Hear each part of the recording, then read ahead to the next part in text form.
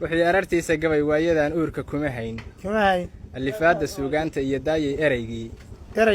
baryahan anfiyay maansadaad iga iidayseen ma astaynin geeraaradii ubuxu saarnaa afse labadii daan iyo dibnaan aamusnaan karin xalay baan alleyl dhexe la kacay ubatiya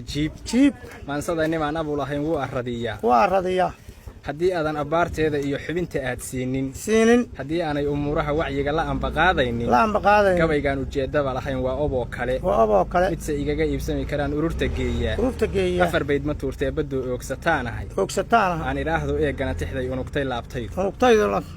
aasiya raggii nooga yimid iyo ameerika afrikadan madow wiilashii nagaga soo aaday adduunyada kuwii soo gubay ooman soo lumiyey dawlado itaal badan kuwii eber ka soo saaray afgambiga ciraaq iyo kuwii yeman alhoomeeyey ajashooda iyo wiilashuu amarku noo keenay axsaabteenna hoomayda iyo ururkii soo duulay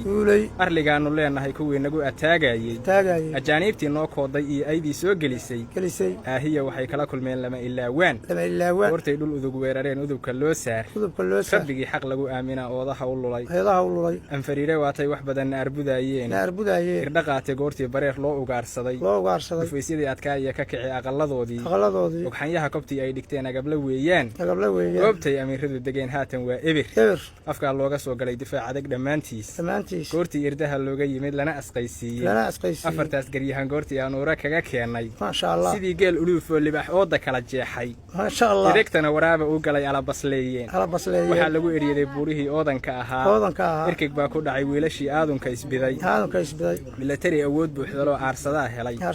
aaladay wataanin cadwigu uma adkaystaan altaleerigii naato bay u isticmaaleen allahu akbar baa lagu geliyey ereyga tawxiid ololiya jihaad bay si fudud ugu ekeeyeen asbuuc qurana kuma qaadan iyo 10 aqoolood afar beri wataas lagu kacsho ududsan maayaan ayay loo agoontoobay iyo geesi lagu iishay aqoonyahan waxay gowracaan ehel u naaftaaba aw iyo ikhyaar iyo waxay macallin aasaanba dad islaama dhiigiis waxay ku ijtihaadaanba irbad iyo nimaan dhuub ka hayn waxay aneexaanba Itaaliya waxay xoog shacbiga kaga adeegtaanba aabigii fogaadiya waxay kibir afraaraanba amintoodii baa buuxsanto waa ambanayaan eebada hadduu kaga hayaa oofta malagii